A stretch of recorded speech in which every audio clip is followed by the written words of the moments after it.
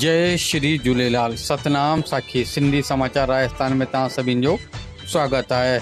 दोस्तों अॼु ॻाल्हि कंदासीं जयपुर जे जवाहर नगर सेक्टर 5 में जेको भगवान श्री झूलेलाल साईं जो मंदिर है उन जो निर्माण कार्य हलियो पियो, उहो लॻभॻि संपन्न थी चुको आहे। ऐं हिन 21 मई 2023 में इन जो संत महात्मा जे कर कमलनि द्वारा मंदिर जो ऐं इन मंदिर की अगर ॻाल्हि करूँ तो मंदिर तमाम ही सुहिणे सुठे नमूने से इनके ठारायो वियो आहे। ॾाढो ही विशाल मंदिर है जंहिंमें संगमरमर के पत्थर ऐं ॾाढी सुठे नमूने जूं टाइल्स इत्यादि इस्तेमाल में कयूं वयूं आहिनि। तंहिंजे अलावा इन मंदिर के बारे में कुछ विशेष ॻाल्हियूं आहिनि जेके असां तव्हांखे ॿुधायूं था कि इन मंदिर में भगवान श्री झूलेलाल साईं जी मूर्ति के अलावा हर देवी देवता की मूर्ति जी भी स्थापना करी वेंदी, जीअं कि शिव परिवार, खाटू श्याम जी मूर्ति, संतोषी माता ऐं तंहिंजे अलावा अगर ॻाल्हि करूँ पाण भगवान श्री राम इत्यादि हर देवी देवता जी इते मूर्ति की स्थापना करी वेंदी। तंहिंजे अलावा दोस्तों असां तव्हांखे हिकिड़ी अहिड़ी ॻाल्हि था ॿुधायूं जेकी जयपुर में जंहिंजो मंदिर सिर्फ़ु हिकिड़ो ही आहे।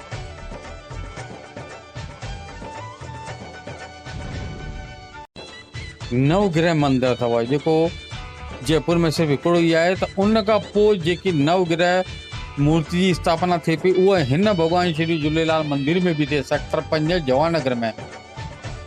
जी हाँ दोस्तों, बिल्कुल सही ॿुधियो। नवग्रह जी मूर्ति स्थापना भी भगवान श्री झूलेलाल मंदिर में कई वेंदी। जयपुर जो 2 नंबर जो मंदिर थींदो जंहिंमें कि नवग्रह जी मूर्ति जी स्थापना करी वेंदी। तंहिंजे अलावा दोस्तों इन अंदर असां तव्हांखे ॿुधायूं था कि ॾाढो विशाल बेसमेंट जे अंदर हिकिड़ो हॉल ठहियल आहे जेको शादी इत्यादि पार्टी भंडारे इत्यादि लाइ करे ॾाढो विशाल आहे, जेको तव्हां सभिनि खे अॻियां हली करे शादी विहांउ ते ॾाढो कमु अचण वारो आहे। ऐं इन अलावा असां तव्हांखे ॿुधायूं कि 16 नए कमरनि जो निर्माण कयो वियो आहे जेको कि तमामु ई सुहिणे ऐं सुठे आधुनिक रूप सां ठहियल आहिनि। तंहिंमें हर प्रकार जी हिकिड़ी सुविधा उपलब्ध कराई वई आहे। ऐं इन अलावा तव्हांखे असां ॿुधायूं कि लाइट पाणी इत्यादि अहिड़ी सुठे नमूने करियल आहे कि राति जे टाइम ते मंदिर ॾाढो ही ज़ोरदार रूप सां जगमगाईंदो। त असां लगातार तव्हांखे मंदिर जे अंदर जा ऐं मंदिर जे ॿाहिरि जा वीडियो ॾेखारियूं पिया त केतिरो न सुहिणे ऐं सुठे तरीक़े सां हिन मंदिर जो निर्माण कयो वियो आहे। ऐं इन निर्माण जी ॻाल्हि करूं त इन में अध्यक्ष सहित संरक्षक सहित पूरी टीम जो विशेष योगदान आहे।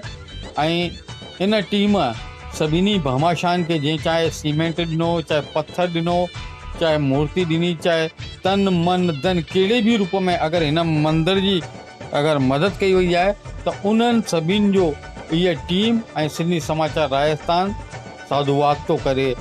इन ही प्रकार सां हर जगह ते भगवान श्री झूलेलाल साईं जी मंदिर जी स्थापना थियणी घुरिजे, विशालकाय मंदिर ठहिणा घुरिजनि ताकि पंहिंजो सिंधी समाज जेको सिंधी समाज सदाईं सनातन धर्म सां जुड़ियल आहे, सनातनी आहे, त सदाईं झूलेलाल मंदिर साईं सां जुड़ियल हुजे।